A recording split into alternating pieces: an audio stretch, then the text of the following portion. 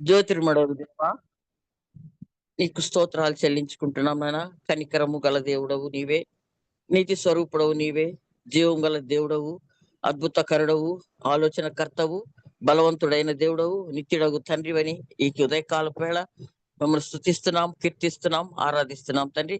ఉదయకాలం 3 గంటల నుండి ప్రభా ప్రార్థించిన నీ ప్రియ బిడ్డలను బట్టి వేలాది వేల స్తుతులు స్తోత్రాలు నాయన.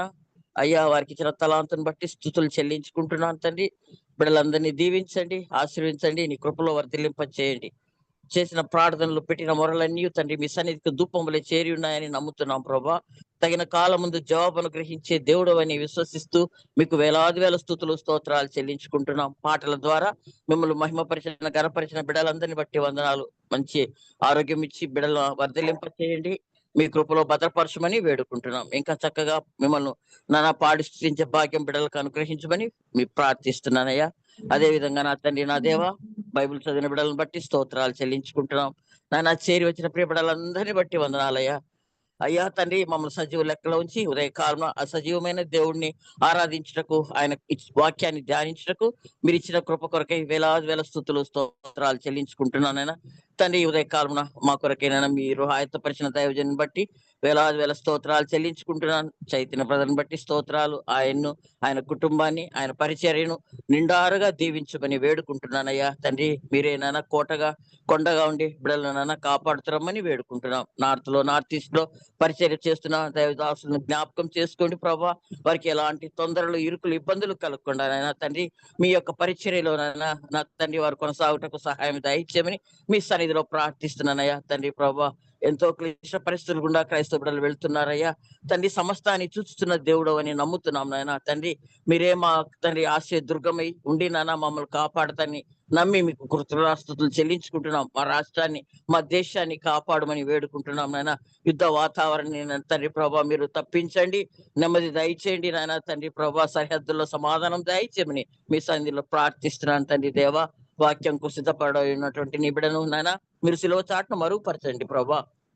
మాకు కావలసిన ఆత్మీయ ఆహారం అందిస్తుండగా మేము కూడా ప్రభా శ్రద్ధతో నానా వాక్యాన్ని విని మా హృదయాల్లో పదిలపరుచుకొని నానా తండ్రి విడిచిపెట్టే వారంగా కాకుండా నానా వాక్యానుసారంగా నాయన మీకు ఇష్టమైన బిడ్డలుగా మేము నడుచుకుంటకు సహాయం దయచేయమని చేరి వచ్చిన ప్రియ బిడ్డలందరినీ మీ చేతికి అప్పగిస్తూ మా ప్రభును ప్రియరక్షకుడైన యేసుక్రీస్తు వారి శ్రేష్టమైన నామంలో ప్రార్థించి బ్రతిమాలి పొందుకొని ఉన్నాము తండ్రి.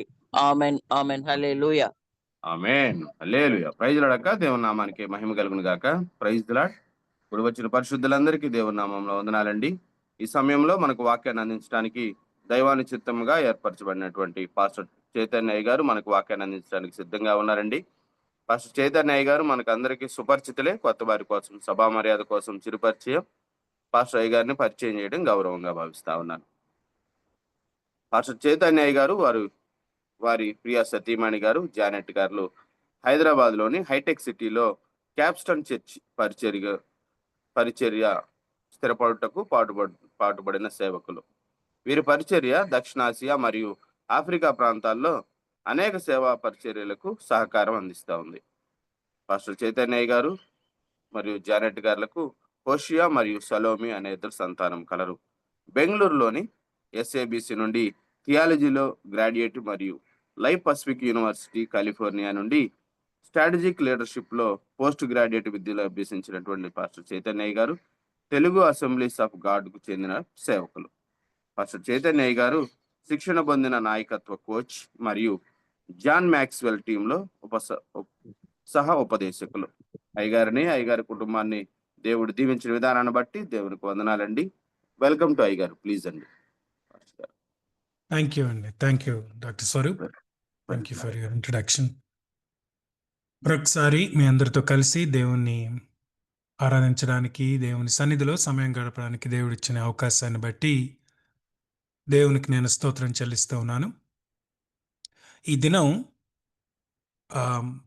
వాక్యం పరిశుద్ధ గ్రంథంలో నుంచి, యోనా గ్రంథంలో నుంచి కొన్ని మాటలు చదువుకుందాం. యోనా గ్రంథం 4వ అధ్యాయంలో నుంచి కొన్ని ఆలోచనలు మీతో పంచుకోవాలని నేను ఆశపడుతూ ఉన్నాను.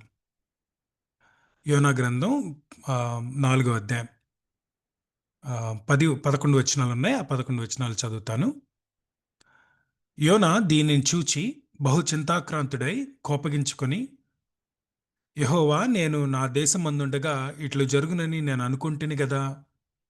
అందువలననే నీవు కటాక్షమును, జాలియు, బహుశాంతమును, అత్యంత కృపయు గల దేవుడవై ఉండి, పశ్చాత్తాపపడి కీడు చేయక మానుదు అని నేను తెలుసుకొని, దానికి ముందుగానే తర్షీషునకు పారిపోతిని. నేనిక బ్రతుకుట కంటే చచ్చుట మేలు. యెహోవా, నన్ను బ్రతకనీక చంపుమని యెహోవాకు మనవి చేసెను. అందుకు యెహోవా, నీవు కోపగించుట న్యాయమా అని అడిగెను. అప్పుడు యోనా ఆ పట్టణంలో నుంచి పోయి దాని తూర్పు తట్టున బస చేసి అచ్చట పందిలి ఒకటి వేసుకుని, పట్టణమునకు ఏమి సంభవించునో చూచెదనని ఆ నీడను కూర్చుని ఉండగా, దేవుడైన యెహోవా సొరచెట్టునొకటి ఏర్పరచి అతనికి కలిగిన శ్రమ పోగొట్టుకుటకై అది పెరిగి యోనా తలకు పైగా నీడ ఇచ్చినట్లు చేసెను. ఆ సొరచెట్టును చూచి యోనా బహు సంతోషించెను. మరుసటి ఉదయమందు యెహోవా ఒక పురుగును ఏర్పరచగా, అది ఆ చెట్టును తొలిచినందున చెట్టు వాడిపోయెను. మరియు ఎండకాయగా దేవుడు వేడిమి గల తూర్పు గాలిని రప్పించెను. యోనా తలకు ఎండదెబ్బ తగులుగా అతను సొమ్మసిల్లి, బ్రతుకుట కంటే చచ్చుట మేలనుకొనెను, నాకు మేలనుకొనెను. అప్పుడు దేవుడు ఈ సొరచెట్టును గురించి నీవు కోపగించడం న్యాయమా అని యోనాను అడుగ్గా, యోనా, ప్రాణం పోవునంతగా కోపగించుట న్యాయమే అనెను. అందుకు యెహోవా, నీవు కష్టపడకుండాను పెంచకుండాను ఒక రాత్రిలోనే పుట్టి పెరిగి ఒక రాత్రిలోనే వాడిపోయిన ఈ సొరచెట్టు విషయంలో నీవు విచారపడుచున్నావే, అయితే 120,000 కంటే ఎక్కువై కుడి ఎడమలు ఎరుగని జనమును బహు పశువులను గల నినెవె మహాపురము విషయంలో నేను చింతపడవద్దా అని యోనాతో సెలవిచ్చెను. యోనా పుస్తకం చాలా ఇంట్రెస్టింగ్ పుస్తకం. గ్రంథం మనం చదివితే దీన్ని ఎన్ని రకాలుగా మనం చదవచ్చు. No matter how we look at this particular book, you would always learn something. ఏదో ఒక రకంగా ఏదో ఒక విషయంలో మనకి పాఠాలు నేర్పిస్తూనే ఉంటుంది యోనా గ్రంథం. అందులో ఉన్న క్యారెక్టర్స్ని సపరేట్గా తీసుకొని మనం స్టడీ చేయొచ్చు. పారిపోతున్న యోనా, ప్రార్థిస్తున్న యోనా, ప్రసంగిస్తున్న యోనా, ఇప్పుడు 4 అధ్యాయంలో ఫిర్యాదు చేస్తున్న యోనా, అన్ని రకాల కోణాల్లో కనపడతాడు మనకి యోనా. నెనివే పట్టణస్థులు కూడా మనకు ఒక మంచి స్టడీ. మొదటి అధ్యాయంలో దేవుడు వారిని దుర్మార్గులు అన్నాడు. వారు దుర్మార్గులుగా ఉన్న నెనివే పట్టణస్థులు, అంధకారంలో కుడి ఎడములు ఎరుగని స్థితిలో ఉన్న నెనివే పట్టణస్థులు, దేవుని స్వరం విని పశ్చాత్తాపడిన నెనివే పట్టణస్థులు, పశ్చాత్తాపడి క్షమాపణ అడిగి దేవుని దగ్గర నుంచి క్షమాపణ పొందుకున్న నెనివే పట్టణస్థులు. వీళ్ళ యాంగిల్లో నుంచి కూడా మనం చూడొచ్చు ఈ పుస్తకాన్ని.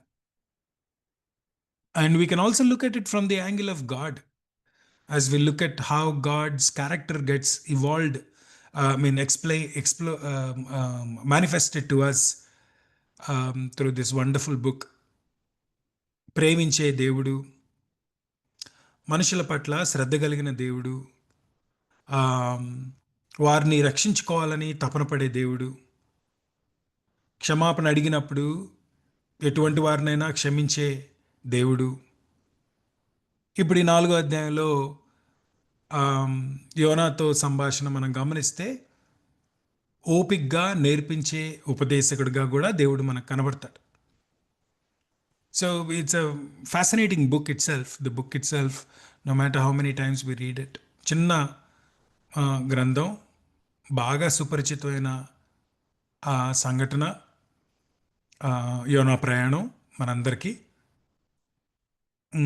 కానీ నేను ఇవాళ ఈ పుస్తకాన్ని ఒక పర్టికులర్ యాంగిల్లో చూడాలని ఆశపడుతున్నాను.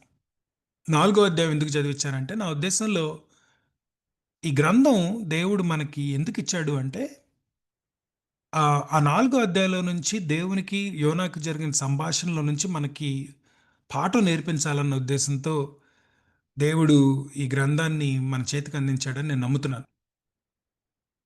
దేవుడికి యోనాకి జరిగిన సంభాషణ మనం చదివాం. యోనా ఏ విధంగా ఆ దేవుడు నినివే పట్టణస్థుల విషయంలో కృప చూపించినందుకు కోప్పడి ఆ అలిగి దేవునితో నన్ను చంపేసాయి అని ప్రార్థిస్తున్న యోనాని చూస్తున్నాం మనం. ఆ అప్పుడు యోనాని దేవుడు 2 ప్రశ్నలు అడిగాడు. 2 సార్లు ఒకే ప్రశ్న అడిగాడు. నీవు కోపగించుట న్యాయమా అని. Is it right for you to be angry? That's the question. Is it right for you to be angry? It's a question, but it's also a challenge to Zona. ఒక సవాల్ విసిరాడు దేవుడు. ఆ ప్రశ్న అడుగుతూ ఒక సవాల్ విసిరాడు యోనాకు దేవుడు. దేవుడు మనం గమనిస్తూ ఉంటే పరిశుద్ధ గ్రంథంలో కొన్నిసార్లు మనం అడిగిన ప్రశ్నలకు సమాధానం చెప్పకుండా ప్రశ్నలు రివర్స్లో వేస్తాడు దేవుడు. Because questions are always going to make us think. మనం ఉన్న పరిస్థితిని, మనం ఆలోచిస్తున్న ఆలోచన తీరుని, మన ప్రవర్తన శైలిని పరీక్షించుకోవడానికి అన్నట్టుగా దేవుడు ప్రశ్నలు వేస్తాడు మనల్ని. ఇగో యోనాను కూడా అదే ప్రశ్న వేశాడు. అలానే ప్రశ్న వేశాడు, నీవు కోపగించట న్యాయమా అన్న ప్రశ్న. ఈ ప్రశ్న దేవుడు అడగడానికి ఒక ఒక ఒక రీజన్ ఉంది. యోనాని మనం చదువుతూ ఉంటే యోనా గ్రంథాన్ని ఈ 4 అధ్యాయాల్లో ఒక 3 థీమ్స్ మనకు కనబడతాయి, ఇవాల్వ్ అవుతాయి. You will see the themes emerging out of those 4 chapters. మొదటి థీమ్ నిర్ణయాల విషయంలో దేవుడు మనకు కొన్ని విషయాలు మనకి యోనా గ్రంథం నేర్పిస్తుంది. మనం చేసే నిర్ణయాల విషయంలో యోనా గ్రంథం మనకి నేర్పించే ఒక ప్రాముఖ్యమైన పాఠం ఏంటంటే, మనందరికీ మన సొంత నిర్ణయాలు తీసుకునే స్వేచ్ఛ ఉంది అని చూపిస్తుంది యోనా గ్రంథం. Everybody has a choice. Everybody has the freedom to make a choice. మనందరికీ మన సొంత నిర్ణయాలు తీసుకునే చాయిస్ ఉంది, ఆప్షన్ ఉంది. మొదటి అధ్యాయంలో దేవుడు యోనాకు కమిషన్ ఇచ్చాడు, ఆజ్ఞ ఇచ్చాడు. నీవు లేచి నినివే మహాపురానికి వెళ్ళి అక్కడ ఉన్న జనులకు నేను 40 రోజుల్లో వారిని నాశనం చేస్తానన్న విషయం తెలియజేయి, ప్రకటించు అని చెప్పాడు. దేవుడు ఒక ఆజ్ఞ ఇచ్చాడు, ఒక కమిషన్ ఇచ్చాడు. యోనాకి నిర్ణయాన్ని వదిలేశాడు. దేవుడు మొదటి నుంచి కూడా మానవుడితో అదే విధంగానే డీల్ చేస్తూ వచ్చాడు. తన చిత్తం ఏంటో బయలుపరుస్తాడు, కానీ ఆ చిత్తాన్ని చేసే విషయంలో చాయిస్ని మాత్రం మనకు వదిలేస్తాడు, నిర్ణయాన్ని.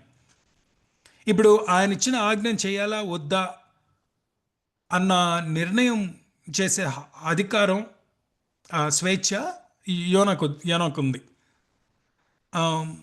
యోనా ఒక నిర్ణయం చేసుకున్నాడు, నేను దేవుని ఆజ్ఞ వినను, తర్షీషుకు పారిపోతాను అని డిసైడ్ చేసుకున్నాడు. He made a choice.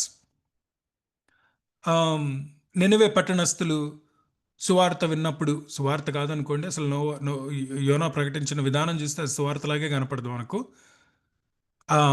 అది ఎందుకు అలా చేశాడన్న విషయాన్ని మనం కొద్ది నిమిషాల తర్వాత చర్చిద్దాం. యోనా చేసిన ప్రసంగం, అది అతను ఎలా చేసినా సరే, అది విని వారి హృదయాన్ని కలిచివేసినప్పుడు వారు ఒక నిర్ణయం చేశారు. Everybody has a freedom to make a choice. We all have freedom to make a choice. అయితే మనం చేసిన నిర్ణయాలకు పర్యవసనాలను కూడా మనమే ఎదుర్కోవాలి. We must be ready to face the consequences for the choices that we make. దేవుని చిత్తానికి అనుగుణంగా, దేవుని చిత్తానికి వ్యతిరేకంగా నిర్ణయం చేసుకునే హక్కు, ఆ స్వేచ్ఛ మనకుంది. కానీ ఆ స్వేచ్ఛను ఉపయోగించుకున్నప్పుడు దానివల్ల వచ్చే పర్యవసనాలు మనం ఎదుర్కోవాల్సిందే అన్న విషయం కూడా మనం జ్ఞాపకం పెట్టుకోవాలి. యూ విల్ సీ దాట్ కదా. ఈ 4 అధ్యాయాల్లో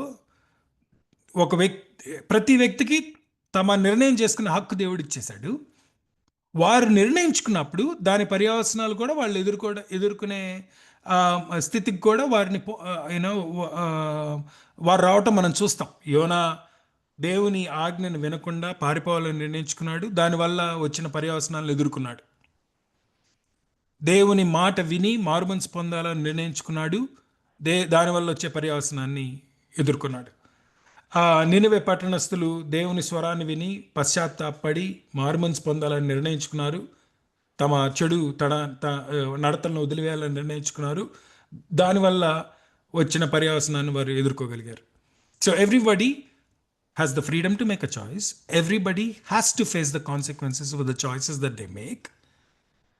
and everybody will be accountable for the choices that they make. మనం చేసే ప్రతి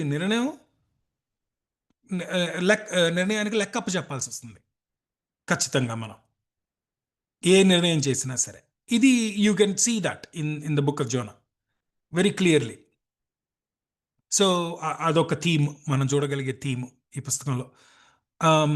రెండో థీమ్, మనం చూడగలిగే రెండో real good theme is the way God gives second chances. రెండో అవకాశాలను ఇచ్చే దేవుడు ఎలా ఉంటాడో మనకి యోనా గ్రంథం చూపిస్తుంది. మనకి దేవుడు కృపగలిగిన దేవుడు. ఆ కృపగలిగిన దేవుడు తన కృపను మానవుని పట్ల ఎలా చూపిస్తాడో అన్నదాన్ని మనకు ప్రత్యక్షపరిచిన పుస్తకం యోనా గ్రంథం. You will see the theme of God's grace very clearly. మనకు పదే పదే అవకాశాలు ఇచ్చే దేవునిగా మనకు కనబడతాడు యోనా గ్రంథం. Everybody received a second chance. యోనా కూడా, యోనా దేవుని ఆజ్ఞ వినకుండా పారిపోవాలని నిర్ణయించుకున్న దేవుడు మళ్ళీ ఇంకో అవకాశాన్ని ఇచ్చాడు. రెండో అవకాశాన్ని ఇచ్చాడు. యోనాకి ఇచ్చాడు, నినవే ప్రజలకు ఇచ్చాడు. సో దేవుడు తన కృపను మనకు రెండో అవకాశం ఇవ్వడం ద్వారా ఆయన బయలుపరుస్తున్నాడు. ఈ రెండవసారి ఇచ్చిన అవకాశాన్ని మనం సద్వినియోగం చేసుకోవాలనే దేవుని ఉద్దేశం. యోనా సద్వినియోగం చేసుకున్నాడు. చేపకడుపులో ప్రార్థన మనకు గుర్తుంది కదా, 2వ అధ్యాయంలో తనకి ఇవ్వబడిన రెండో అవకాశం ఇది అని గుర్తించి ఆ విషయంలో తను చేసిన తప్పు నిర్ణయం విషయంలో పశ్చాత్తాపడి దేవుని దగ్గర క్షమాపణ పొందుకొని బయటపడ్డాడు యోనా. నినవే ప్రజలు తమకు ఇవ్వబడిన మొదటి అవకాశమే వాడుకొని పశ్చాత్తాపడి వారు తమకు జరగబోయే కీడును తప్పించుకున్నారు. You will see that how God gives us chances so that we can avoid destruction that will come upon our lives. అయితే ఈ 4వ అధ్యాయంలో 3వ థీమ్ మనకి చాలా క్లియర్గా వస్తుంది. I think that's what God is trying to point to and teach all of us through this book, that he throws a challenge at a complaining Jonah. ఫిర్యాదు చేస్తున్న యోనాకి ఒక సవాల్ విసిరాడు దేవుడు. కోపగించుట న్యాయమా నీకు అన్నాడు. ఆ ప్రశ్నలో దేవుడు కొన్ని విషయాలు యోనాకి జ్ఞాపకం చేస్తున్నాడు, నేర్పిస్తున్నాడు. మనందరికి కూడా ఇది అవసరమని నా ఉద్దేశం. It's not that we don't know, it's just that this serves as a good reminder to many of us who may be struggling with our relationships.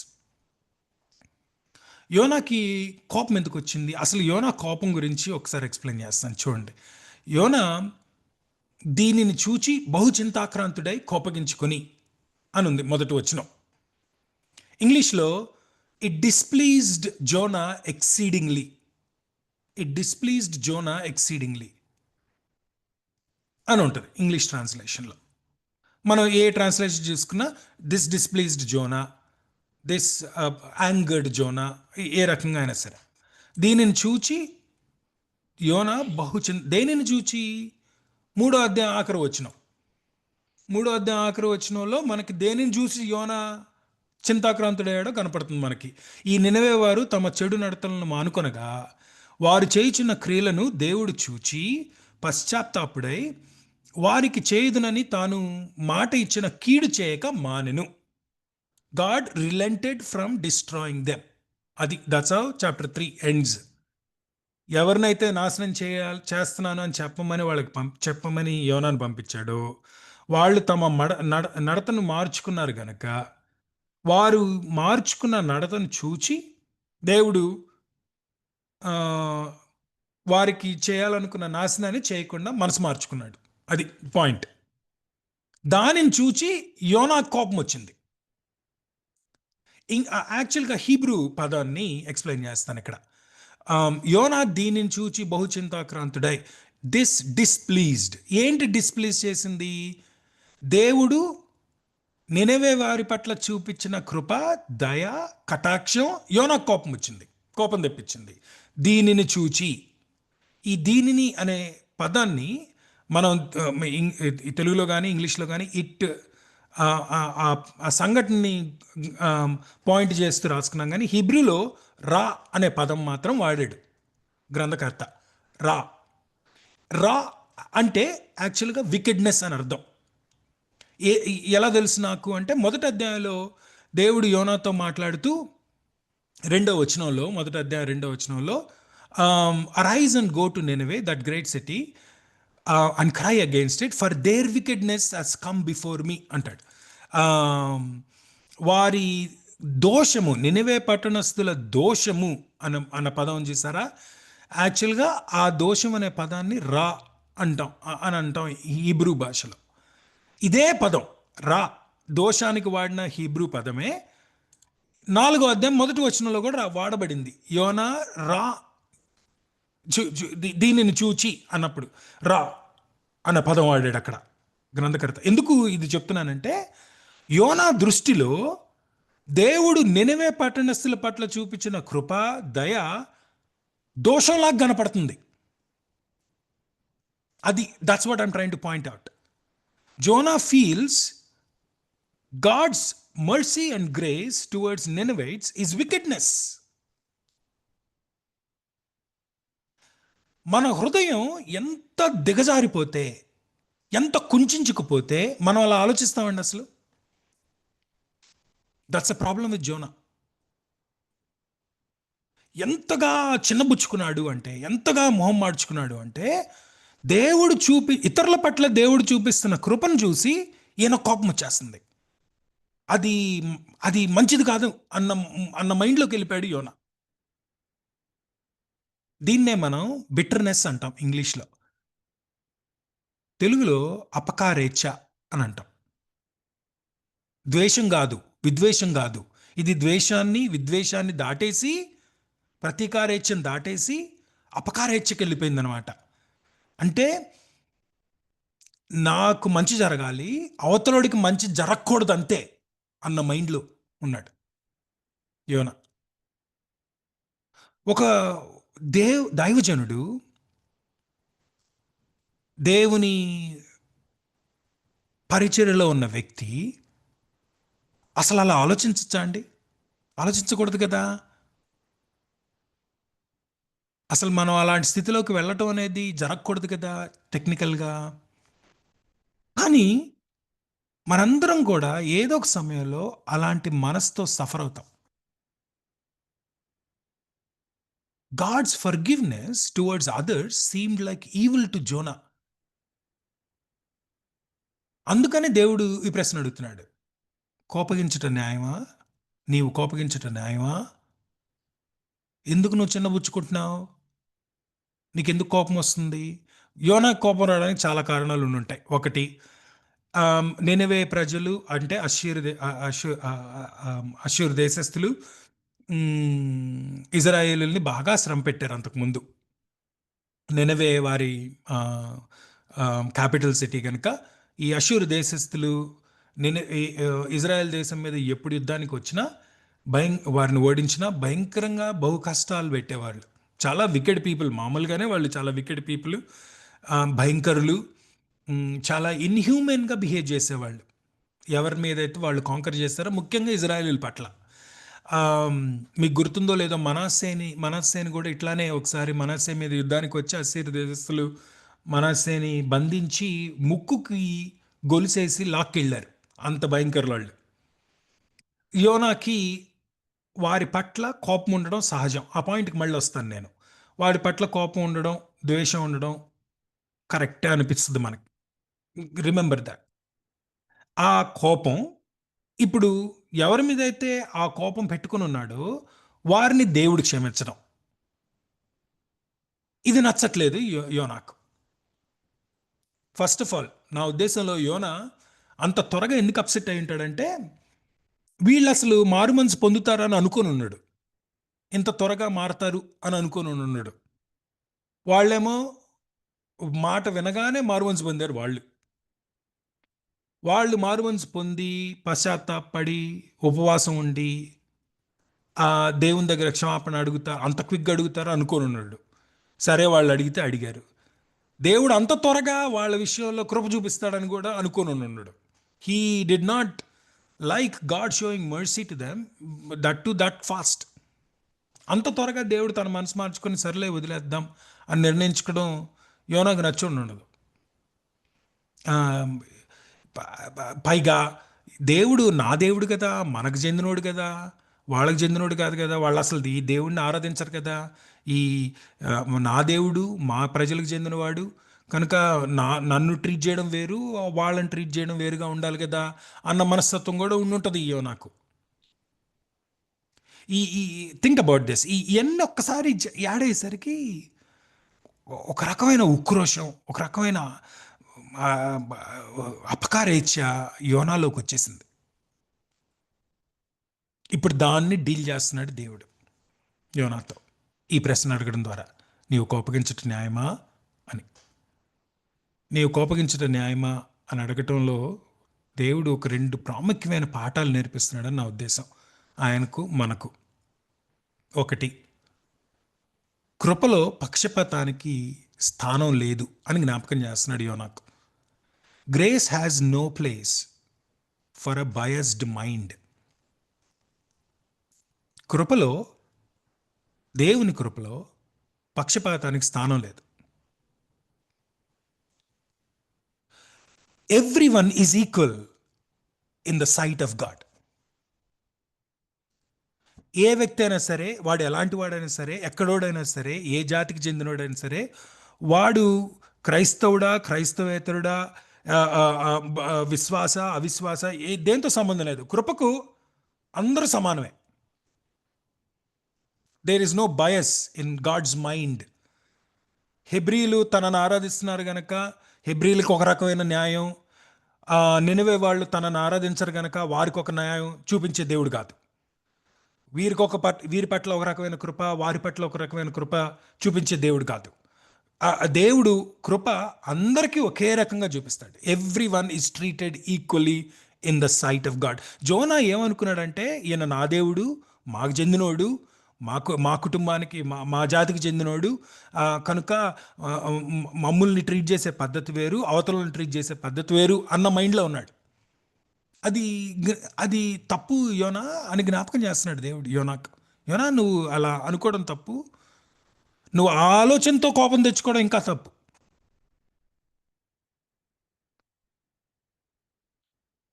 In the heart of God, God looks at everyone equally. దేవుని యొక్క missional heart మనకి యోనాలో కనపడుతుందండి. మనకి దేవుని ఆశ ఎలా ఉంటుందో తన ప్రజల పట్ల, భూలోకంలో ఉన్న ప్రతి మానవుని పట్ల ఆయన హృదయం బయటపెడుతుంది ఈ పుస్తకం, ఈ గ్రంథం మనకు. ఈ సంఘటన ఎంత విజిబుల్గా ఉంది కదండి ఈ నెరేటివ్లో, గాడ్స్ మిషనల్ హార్ట్. అందుకేనేమో పౌలు రోమాపత్రికలో ఒక మాట అంటాడు. రోమాపత్రిక 8వ అధ్యాయం 10వ అధ్యాయం 13వ వచనంలో, everyone who calls on the name of the Lord will be saved.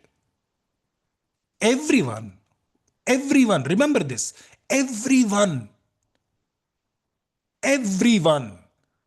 everyone who calls on the name of the Lord will be saved.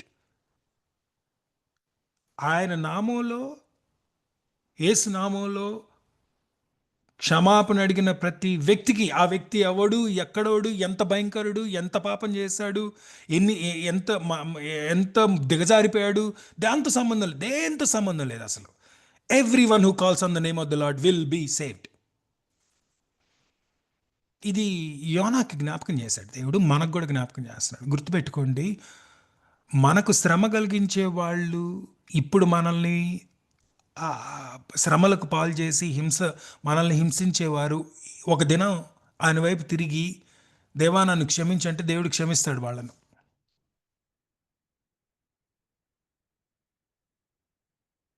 ఇది మనకి గబుక్కుని ఇప్పుడు ఇప్పుడు పర్లేదు, ఇప్పుడు మనం మాట్లాడుకునేటప్పుడు ప్రాబ్లం ఉండదు, కానీ అదే దెబ్బ మనకు తగిలినప్పుడు, అదే శత్రువు మనల్ని హింసించి శ్రమ పెట్టి మన జీవితాన్ని ఆల్మోస్ట్ నాశనం చేసిన తర్వాత దేవుడు ఆ వ్యక్తిని క్షమించాడు అనుకోండి,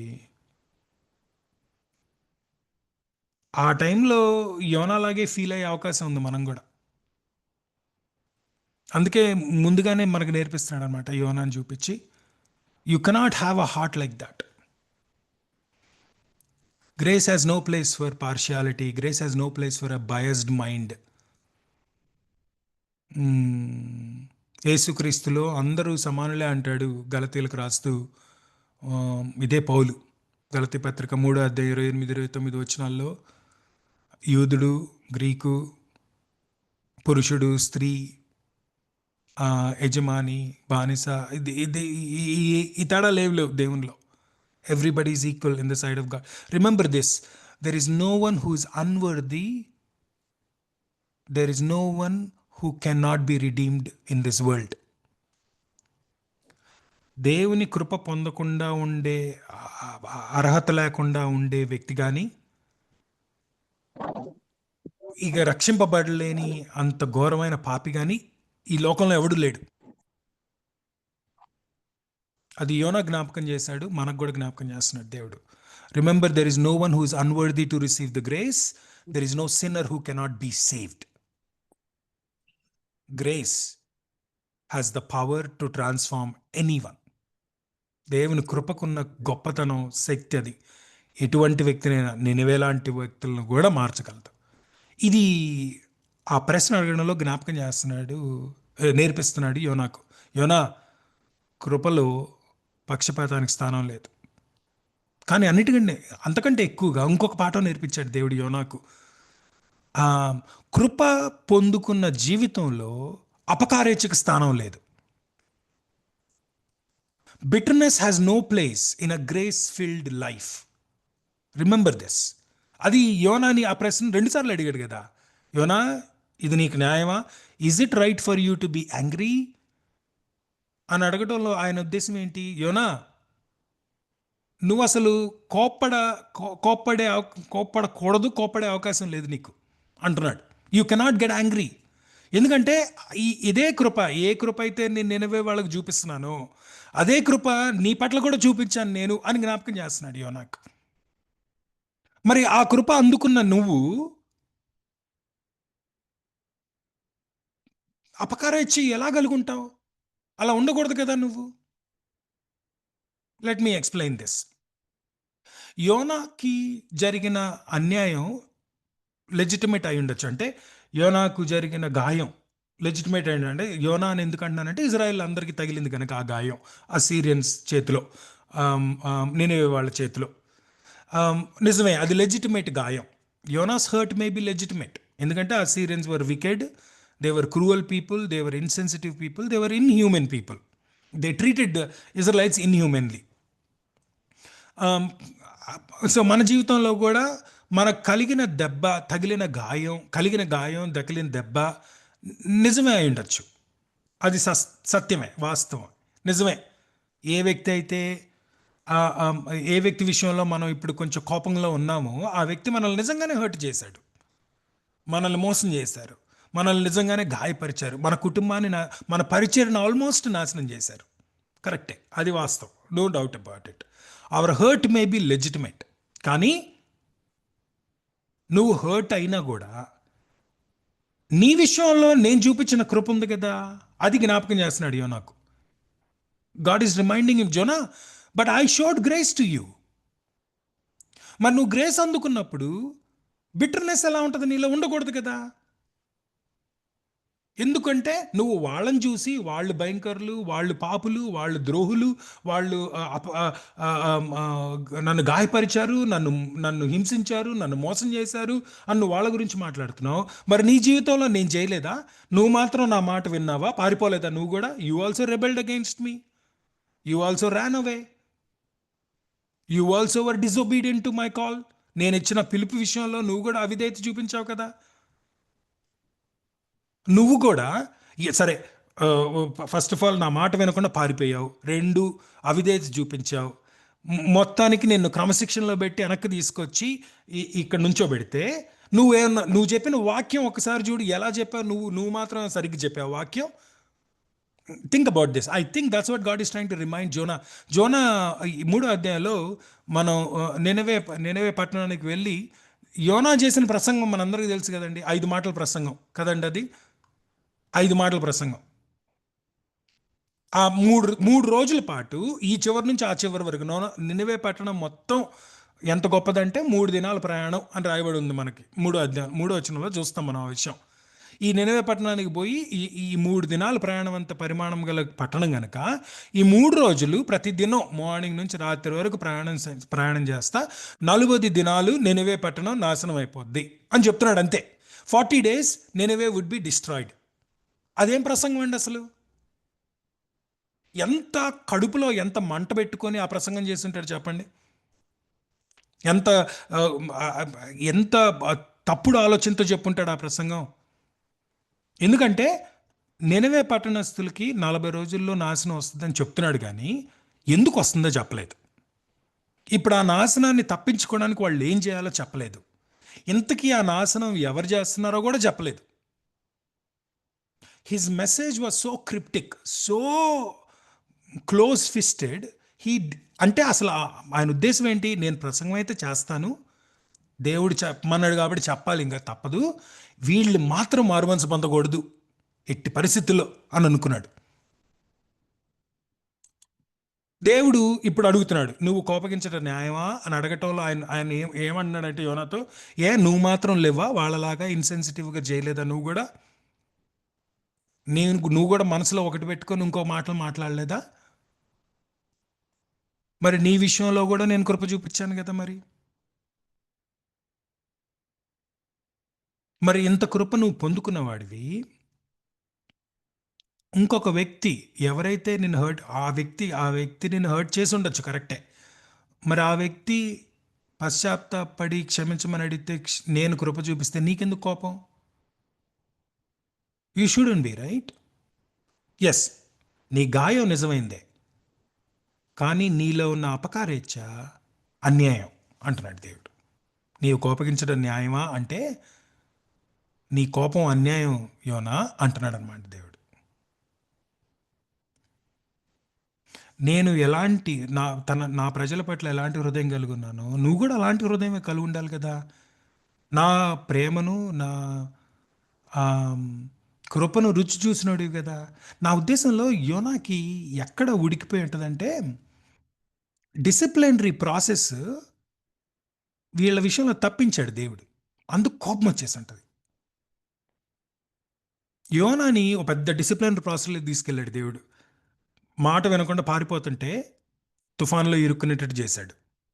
తుఫాన్లో ఓడ ఇరుక్కొని ఓడ మునిగిపోయే స్థితిలో ఈయన ఒప్పుకోవాల్సి వచ్చింది, నా వల్ల ఇది జరుగుతుందని ఒప్పుకొని సముద్రంలో పడవేయబెట్టడానికి ఇష్టపడాల్సి వచ్చింది. సముద్రంలో పడవేయబడ్డాడు. చచ్చేపోతాడు అనుకున్న టైంలో చేప వచ్చి మింగేసింది. చేప కడుపులో 3 దినాల్లో I almost knocked at the door of Sheol అన్నాడు. నరకపు ద్వారం దగ్గరికి వెళ్ళి నేను వెనక్కొచ్చాను అంటాడు ప్రార్థనలో. నరకపు ద్వారం దగ్గరికి వెళ్ళి అంటే చచ్చిపోయాడు అనమాట, ఆల్మోస్ట్ చచ్చిపోయేవాడు. అలా అంత ప్రాసెస్లోంచి తీసుకెళ్ళి బయటికి తీసుకొచ్చాడు దేవుడు ఆ డిసిప్లినరీ ప్రాసెస్లో. వీళ్ళేమో 40 రోజులు ఫాస్టింగ్ ఉండి ప్రార్థన చేయగానే దేవుడు క్షమించేశాడు, ఏమనలేదు వాళ్ళని. There is no consequence for that. I think that's what angered him. ఈ 40 రోజులు కూడా లేరు కదండి వీళ్ళు. That's what angered him. యేసు ప్రభువారు దీన్ని నా ఉద్దేశంలో యోనా గ్రంథాన్నే ఒక ఉపమానంలాగా చెప్పాడేమో యోనాని మైండ్లో పెట్టుకొని అని అనిపిస్తుంది నాకు. మత్తయి సువార్త 18వ అధ్యాయంలో పేతురు ఒక వ్యక్తిని నేను ఎన్నిసార్లు క్షమించాలి అని అడిగినప్పుడు యేసు ప్రభువారు ఒక ఉపమానం చెప్పాడు. ఆ ఉపమానంలో మనకు బాగా సుపరిచితం ఆ ఉపమానం. తన రాజుకి బాకీ పడున్న ఒక వ్యక్తి, ఎంతో పెద్ద బాకీ ఉన్న వ్యక్తి, అయ్యా నేను తీర్చలేను, నేను తీర్చగలిగే స్థితిలో లేనంటే రాజు జాలిపడి రుణమాఫీ చేస్తాడు. మనకు తెలుసు కదండి ఆ సంఘటన. రుణమాఫీ చేసిన తర్వాత మత్తయి సువార్త 18:21-35 వచనాల్లో రుణమాఫీ చేసినప్పుడు ఆ వ్యక్తి బయటికి, ఆ రాజు యొక్క నగరిలోంచి బయటికి రాగానే తనకు అప్పున్న ఒక వ్యక్తి ఎదురుపడ్డప్పుడు ఆ వ్యక్తితో ప్రవర్తించిన తీరు ఆ ఉపమానంలో చెప్పుకుంటూ వచ్చి ఈ విషయం రాజుకు తెలిసినప్పుడు వాడిని వెనక్కి పిలిచి వాడిని ఒకటే మాట అన్నాడండి, యూ అన్గ్రేట్ఫుల్ ఫెలో అన్నాడు. యూ అన్గ్రేట్ఫుల్ ఫెలో, ఇన్గ్రాటిట్యూడ్ అంటాం మనం దాన్ని, కృతజ్ఞతారహితం, ఈ ఈ కృతజ్ఞత లేని స్థితి. ఈ అసలు యాక్చువల్గా ఆ వర్డ్, ఆ మాట అంటంలో రాజు ఉద్దేశం ఏంటంటే, ఇప్పుడే నేను నీకు చేసిన కార్యాన్ని మర్చిపోయేంతగా నువ్వు భయంకరుడు నువ్వు అని, దుర్మార్గుడు నువ్వు. ఇప్పుడే కదా నీకు కృప చూపించింది, నేను జస్ట్ ఒక క్షణం ముందు చూపించాను నీ కృప. ఇప్పుడే కదా నీకు రుణమాఫీ చేసింది, జస్ట్ ఈ రూమ్లో నుంచి బయటకు వెళ్ళగానే మర్చిపోయావా నువ్వు? మర్చిపోయి పైగా ఇంకొకటికి నువ్వు కృప చూపించాల్సింది. సేమ్ నువ్వు ఎలాంటి దేవుని దయను పొందుకున్నావో, అదే రాజు దయను పొందుకున్నావో అదే దయ చూపించాల్సిన వాడివేయండి, కొంచెం కూడా దయ చూపించలేని స్థితిలో ఎలా ఉన్నావు నువ్వు, దుర్మార్గుడివి అంటాడు. వాడిని బంధించి బయటపడేయమన్నాడు. That's when I realized ingratitude has no place in the kingdom of God. There is no place for ingratitude in the kingdom of God. దేవుని రాజ్యంలో కృతజ్ఞత లేని వాడికి స్థానం లేదు. ఇప్పుడు అది మైండ్లో పెట్టుకోండి. ఆ మాట మైండ్లో పెట్టుకొని మన హృదయాన్ని ఒకసారి చెక్ చేసుకుందాం. యోనా నా ప్రశ్న అడగటంలో అదే చెక్ చేసుకోమంటున్నాడు. యోనా, నువ్వు అలా కోపగించుకోవడం అన్యాయం. ఎందుకంటే నేను నీకు కృప చూపించా. నువ్వు కృప నేను నీకు చూపించినప్పుడు నువ్వు అది పొందుకొని ఇంకొక వ్యక్తి పట్ల నేను కృప చూపించినప్పుడు నువ్వు కోప్పడుతున్నావు అంటే నీ కృతజ్ఞత లేదనమాట. కృతజ్ఞత లేని స్థితిలో నువ్వు ఉంటే దేవుని రాజ్యంలో పాలుభాగస్తుడు ఎలా అవుతావు నువ్వు?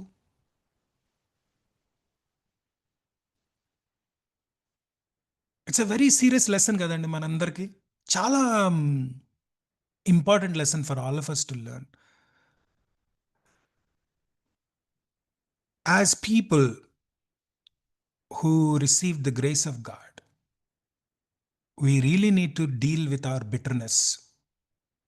ఎవరి మీద అయితే మనం కోపం పెట్టుకున్నామో, ఎవరి విషయంలో మనం అపకారేచ్ఛ కలుగున్నామో, దాని విషయంలో దేవుడు యోనాను ఉపయోగించుకొని మనకు పాఠాలు నేర్పిస్తున్నాడని నా ఉద్దేశం మనందరికీ. ఎందుకంటే మనందరం ఇందులో ఈ ఈ ఈ మార్నింగ్ గ్రూప్లో ఎక్కువ మంది దేవుని పరిచర్యలో ఇన్వాల్వ్ అయి ఉన్న వ్యక్తులం గనక మనందరం ఏదో సమయంలో మనుషుల ద్వారా గాయపరచబడిన వారమే. అన్యాయంగానే గాయపరచబడ్డాం, అది సత్యం. మోసగించబడ్డాం,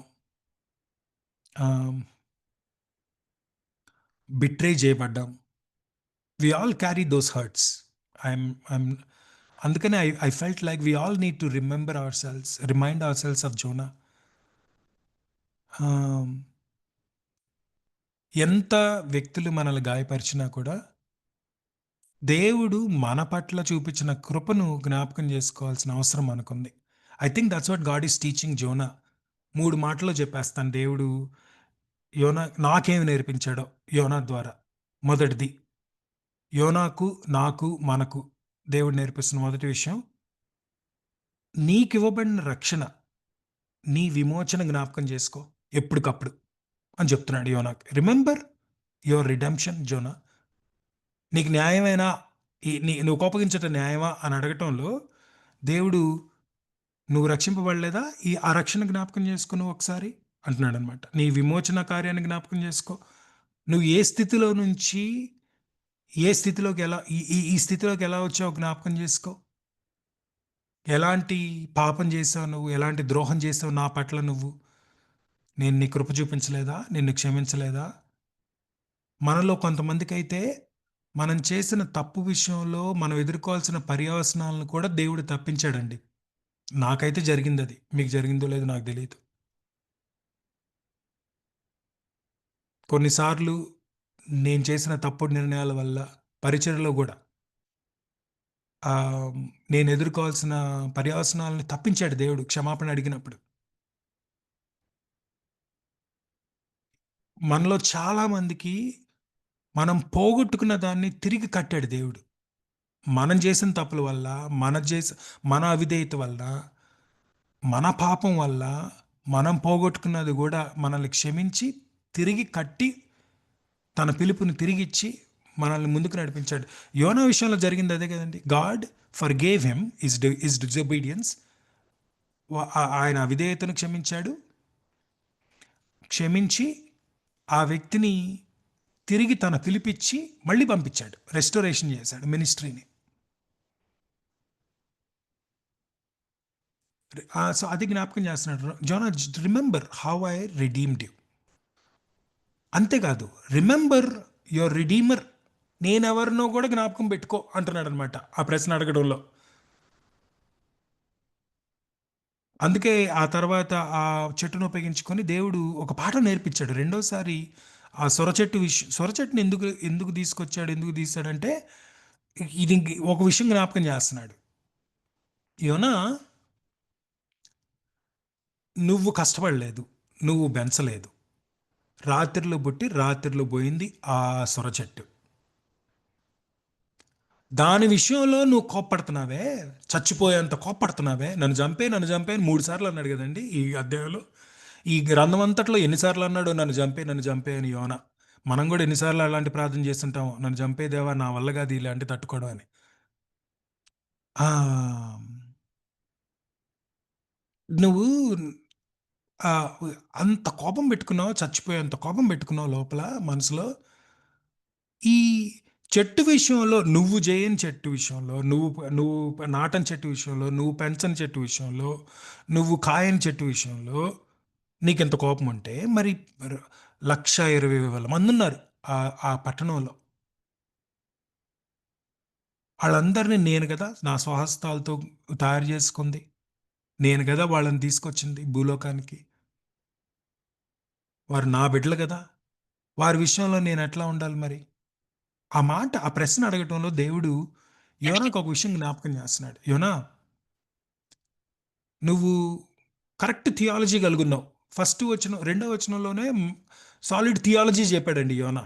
మీరు చూస్తే, నీవు కటాక్షమును, జాలియు, బహుశాంతమును, అత్యంత కృపయు గల దేవుడు ఉండి పశ్చాత్తాపడి కీడు చేయక మానుదువని నేను తెలుసుకొని దానికి ముందుగానే తర్షీషునకు పారిపోతున్నా అన్నాడు.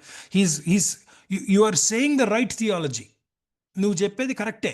నేను కృప కలిగిన దేవుణ్ణి, కటాక్షం కలిగిన దేవుణ్ణి, జాలి కలిగిన దేవుణ్ణి, బహుశాంతమయుణ్ణి, త్వరగా పశ్చాత్తాపడి కీడు చేయకుండా ఉండే దేవుణ్ణి నేను. ఈ విషయంలో నీకున్న అవగాహన కరెక్టే. కానీ రెండో యాంగిల్ చుట్టం మిస్ అవుతున్నావు ఏంటి నువ్వు? నేను ఎంత కృప కలిగిన దేవుణ్ణో అంతే న్యాయవంతమైన దేవుణ్ణి నేను. ఎంత దయ చూపించే దేవుణ్ణో, ఎంత జాలి కలిగిన దేవుణ్ణో అంతే పక్షపాతం లేని దేవుణ్ణి నేను.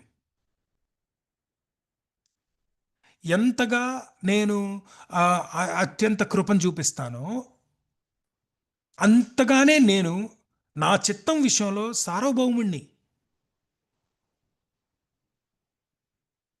నేను ఎవరి విషయంలో ఎలా ట్రీట్ చేస్తాను అన్నది నువ్వు నిర్ణయించడం కుదరదు కదా. ఎవరికి ఎంత కృప చూపించాలి, ఎవరిని ఎంత క్షమించాలి అని నువ్వు నిర్ణయించకూడదు కదా యోనా. ఇప్పుడు నీ కోపం ఎందుకు వచ్చింది?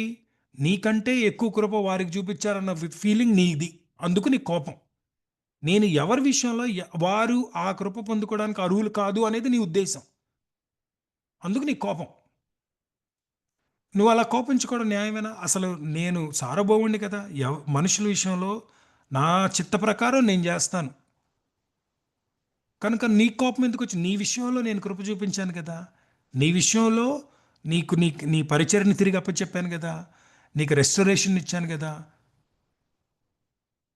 మరి ఈ ఈ ఈ ఈ నీ రక్షణ విషయం వెలుగులో నిన్ను రక్షించిన నా వెలుగులో, నా కరెక్ట్ గుణం వెలుగులో నువ్వు ఎలా రెస్పాండ్ అవుతున్నావో రివ్యూ చేసుకో, ఇవాల్యుయేట్ చేసుకో అన్నమాట. ఆ ప్రశ్నలో దేవుడు యోనాకు చెప్తున్న విషయం, review the way you're responding so that you can get right. And చిన్న పిల్లోళ్ళలాగా బిహేవ్ చేశాడు కదండి యోనా. ఫస్ట్ ఆ కోపం వచ్చి, దేవా నువ్వు నాకు తెలుసు, నువ్వు ఇలాంటి వాడివి అని నాకు తెలుసు, అందుకనే నేను అసలు నీ మాట వినదలుచుకోలేదు. నేను మొదటి నుంచి కూడా నీ మాట వింటే నువ్వు వాళ్ళని క్షమిస్తావు అని నాకు తెలుసు. ఇప్పుడు చూడు, నువ్వు చెప్పిందే చేస్తున్నావు, నువ్వు చివరికి నేను అనుకున్నట్టుగానే చేస్తున్నావు, నువ్వు వాళ్ళనే క్షమిస్తున్నావు, నువ్వు నన్ను నాకంటే ఎక్కువ వాళ్ళకి కృప చూపిస్తున్నావు, నాకు ఇష్టం లేదు ఇది అన్నట్టుగానే మాట్లాడాడు కదండి చిన్నపిల్లలాగా. అప్పుడు దేవుడు నువ్వు కోపగించుకోవటం న్యాయం అనగానే కనీసం సమాధానం కూడా చెప్పలేదు. చూసారా దేవునికి? మనకి ఎదుగుతున్న పిల్లలు ఉంటే ఆ రియాక్షన్ అర్థమవుతుంది. టీనేజ్లో కొంచెం ఎదుగుతున్న వయసులో పిల్లలకి కోపాలు ఎక్కువ ఉంటాయి, మనం చెప్పే విషయాల్లో అలుగులు ఎక్కువ ఉంటుంది. ఐ కెన్ ఇమాజిన్, గట్టిగా తిట్టామనుకోండి, కోపంగా వెళ్ళిపోయి టక్మని డోర్ వేసుకొని లోపలికి వెళ్ళిపోతారు పిల్లలు, మొహం మీద ఆన్సర్లు చెప్పకుండా, ఆన్సర్ ఎలా చెప్పాలో తెలియక. అలానే ఉంది కదండి. కోపగించిన న్యాయం అనగానే అక్కడ నుంచి బయటికి వెళ్ళిపోయాడు, ఊర్లోంచి బయటికి వెళ్ళిపోయి బయట ఒక పందిలు వేసుకొని అక్కడ కూర్చున్నాడు అలిగి. దేవుడు అంటాడు, అది న్యాయమేనా? అసలు నువ్వు అలా బిహేవ్ చేయడం కరెక్టేనా? నువ్వు పాపంలో ఉన్నప్పుడు నువ్వు పశ్చాత్తాపడి క్షమించమని అడిగితే నేను నీ కృప చూపించాను, నువ్వు అందుకున్నావు ఆ కృప. మరి ఇప్పుడు నువ్వు కృప అందుకున్న వ్యక్తివి, విమోచన పొందుకున్న వ్యక్తివి, నువ్వు కూడా కంపాషనేట్గా ఉండాలి కదా. నువ్వు కూడా ఇతరుల యొక్క ఆ, పరిస్థితి విషయంలో, వారి పాపం విషయంలో ఇంకొంచెం ఓపికగా ఉండాలి కదా, ఓర్పుతో ఉండాలి కదా నువ్వు. That's what God is trying to tell. యేసుప్రభువారు యోహాను సువార్త 13వ అధ్యాయంలో తన శిష్యులకి, అంటే మనందరికీ ఒక క్రొత్త ఆజ్ఞ ఇచ్చి వెళ్ళాడు. అంతకుముందు ఒకసారి యేసుప్రభువారిని ఇరుకున పెట్టాలన్న ఉద్దేశంతో శాస్త్రులు, పరిసయ్యులు ఈ యేసుప్రభువును ప్రశ్న అడిగారు. మోషే ధర్మశాస్త్రం మొత్తంలో ఆ, ఉన్న ఆజ్ఞలన్నిటిలో ఏది గొప్ప ఆజ్ఞ అని. యేసుప్రభు వారు చెప్పిన సమాధానం మనందరి జ్ఞాపకం ఉంది కదండి. నీ దేవుడైన యెహోవాను నీ హృదయంతోనూ, మనసుతోనూ, ఆత్మతోనూ సంపూర్ణంగా ప్రేమించమన్నాడు. తర్వాత నిన్ను వల్ల నీ పొరుగు వారిని ప్రేమించమన్నాడు. ఇదే మొత్తం ధర్మశాస్త్ర సారాంశం అన్నట్టుగా చెప్పాడు ఈ 2 మాటల్లో. ఆ, కానీ తన శిష్యులకు మాత్రం క్రొత్త ఆజ్ఞ ఇచ్చాడు. అంటే మనందరికీ యేసు ప్రభువారు ఎవరో తెలుసుకొని, ఆయన కృపను అందుకొని, ఆయన రక్షణ కార్యాన్ని మనలో అనుభవించి, ఆయనలో ఎదుగుతున్న వ్యక్తులు ఎలా ఉండాలో ఈ ఆజ్ఞ ద్వారా చెప్పాడు తన శిష్యులకి, మనకు. యోహాను సువార్త 13వ అధ్యాయంలో, నేను మీకు క్రొత్త ఆజ్ఞ ఇచ్చుచున్నాను, నేను మిమ్మల్ని ప్రేమించినట్లుగా మీరును ఒకరినొకరు ప్రేమించుకొనుడి అంటాడు. మీ లెవెల్ వేరు, బయటోళ్ళ లెవెల్ వేరు అని చెప్తున్నట్టు, అంతే కదా లెక్క. బయటోళ్ళకి ఏంటి? నిన్ను వల్ల నీ పొరుగు వారిని ప్రేమించమన్నాడు. అంటే నిన్ను నువ్వు ఎంత ప్రేమించుకుంటావో అంతే ప్రేమతో నువ్వు ఇతరులను కూడా ప్రేమించు అని చెప్పాడు బయటోడిని. కానీ యేసు ప్రభు వారి ప్రేమను రుచి చూచిన వ్యక్తులు, దేవుని ప్రేమను, దేవుని కృపను పొందుకున్న వ్యక్తులు డిఫరెంట్గా బిహేవ్ చేయాలన్నమాట. అదేంటి? దేవుడు మనల్ని ఎలా ప్రేమించాడో నేను మిమ్మల్ని ప్రేమించినట్టుగా, దేవుడు మనల్ని ఎలా ప్రేమించాడు అన్న విషయం యేసు ప్రభు వారిని చూస్తేనే మనకు అర్థమవుతుంది. ఎంతగా ప్రేమించాడు, ఎంతగా దేవుడు లోకమును ఎంతో ప్రేమించను కాగా ఆయన తన అద్వితీయ కుమారునిగా పుట్టిన వాని ఈ అద్వితీయ కుమారునిగా పుట్టినవాడు పుట్టడమే కాదు కదండి, చనిపోయాడు. మనకు రక్షణ తీసుకురావడానికి, మనకు విమోచన కలిగించడానికి ఆయన శ్రమపడి హింస పొందుకొని సిలువ మరణం చెందాడు. అంతగా దేవుడు మనల్ని ప్రేమించాడు, అంత ప్రేమ మన పట్ల చూపించాడు, అంత కృప మన పట్ల చూపించాడు. ఇప్పుడు నేను మిమ్మల్ని ప్రేమించినట్లుగా నేనెంత ప్రేమించాను మిమ్మల్ని, అదే ప్రేమతో మీరు ఒకరినొకరు ప్రేమించుకోండి అన్నాడు. నా స్టాండర్డ్ ఈజ్ వెరీ డిఫరెంట్. నీకు నాకు ఇదిగో ఈ ఉదయకాలం మార్నింగ్ ప్రేయర్లో కలుసుకున్న ప్రతి వ్యక్తికి మన స్టాండర్డ్ వేరు. We have to love people like the way God love does.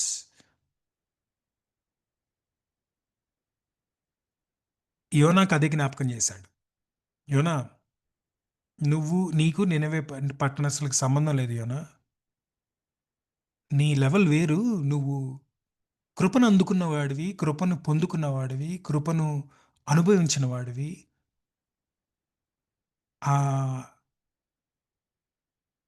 తిరిగి కట్టబట్టం అంటే ఏంటో జీవితంలో అనుభవించిన వాడివి. నువ్వు స్పందించాల్సిన పద్ధతి వేరు. ఇతరుల విషయంలో నువ్వు వ్యవహరించాల్సిన పద్ధతి వేరింకా. యోనా మరి ఎలా స్పందించాడో ఆ తర్వాత నాకు తెలీదు. I'm hoping that he rectified his character flaw and dealt with his bitterness.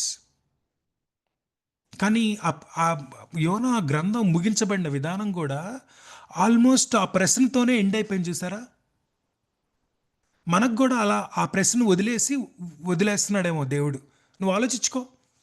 నీలో ఉన్న కోపానికి, నీలో ఉన్న అపకారెచ్చకు న్యాయంగా ఉందా? న్యాయమేనా అసలు అది? నువ్వు ఈ విషయంలో బాధపడి చిన్నబుచ్చుకోవడం మంచిదేనా? అలా ప్రశ్నతో వదిలేశాడు దేవుడు యోనా గ్రంథాన్ని మనల్ని. It's almost as if God is saying reflect on this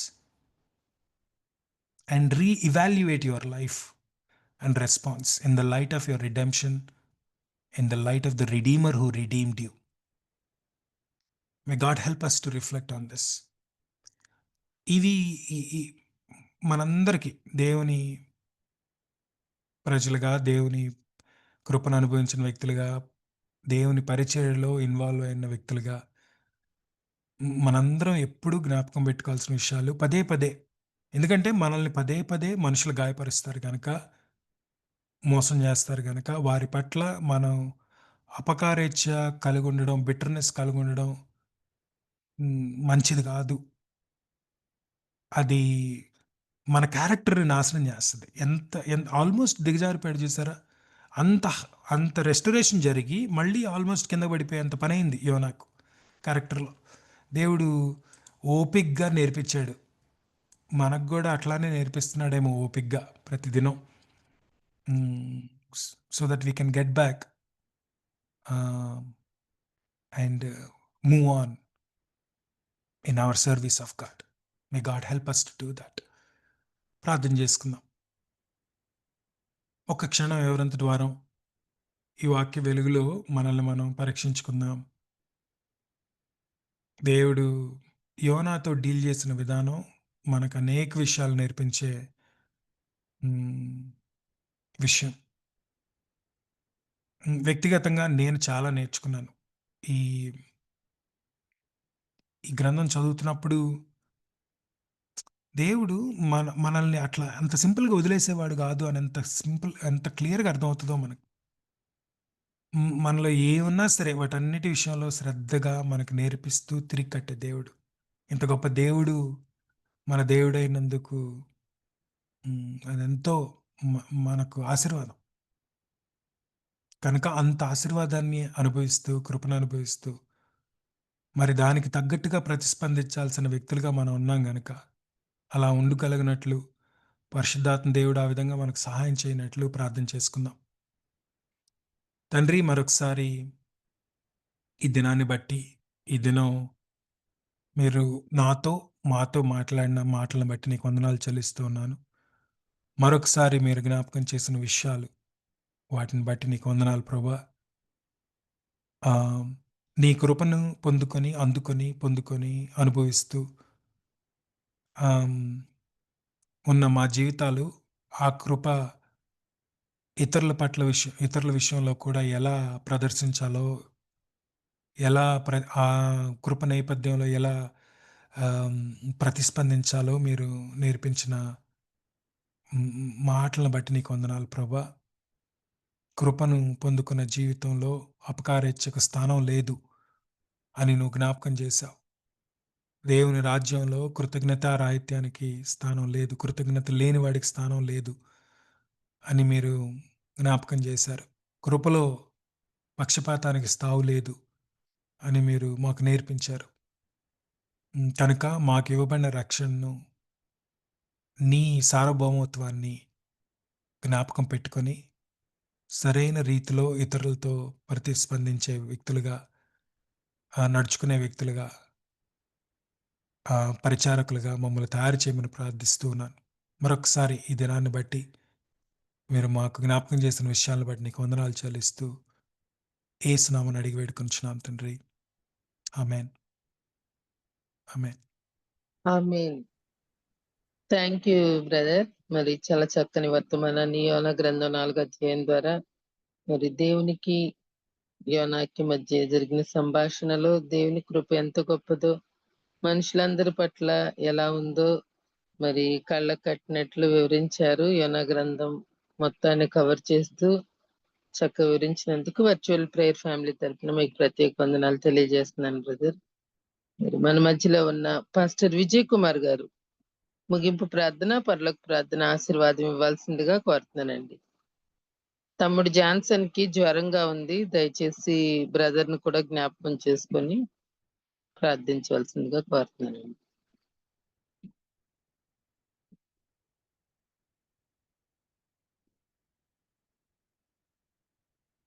pastor Vijay Kumar గారు సిద్ధంగా లేనట్లయితే జామి రవికుమార్ గారు.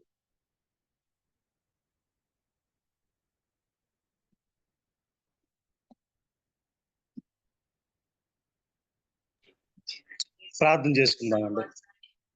పరిశుద్ధుడైన తండ్రి, నీ బంగారు పదాలు కొందరం ప్రభా, నీ ప్రేమను బట్టి కుటుంబం బట్టి వందనాలు తండ్రి. ఉదయకాల సమయంలో ప్రభా యోనా జీవితాన్ని ఆధారంగా చేసుకొని ప్రభా, అయ్యా పాస్టర్ చైతన్య గారి ద్వారా ప్రభా సవివరంగా వివరించిన విధాన్ని బట్టి వందనాలు తండ్రి. చాలా సార్లు ప్రభా తండ్రి మాకు థియాలజీ తెలుసు కానీ ప్రభా, అయ్యా నీ వాక్యానుసారంగా జీవించలేకపోతున్నాం ప్రభా. మేము పొందిన కృపను తండ్రి ఇతర విషయంలో పంచలేకపోతూ ఉన్నాం ప్రభా. దావీదు మహారాజు సెలవిచ్చిన రీతిగా ప్రభా నువ్వు దోషం కనిపెట్టి చూసిన ఎండల ప్రభా, నీ సన్నిధిలో మేము ఎలా నిలగలం ప్రభా, ఎవరు నిలగలం ప్రభా, నీ ఏదో కృప దొరుకుతుంది ప్రభా. కృపలో పక్షపాతం చూపని దేవుడివి, కనికరంలో పక్షపాతం చూపని దేవుడు ప్రభా. ప్రార్థన చేస్తున్నాను తండ్రి. అయ్యా మా పట్ల విధంగా అయితే ప్రభా నువ్వు కనికరము కృప చూపించావు, ఇతర పట్ల కూడా విధంగా మేము ప్రవర్తించడానికి మాకు సహాయం దయచేయమని ప్రార్థన చేస్తున్నాను తండ్రి.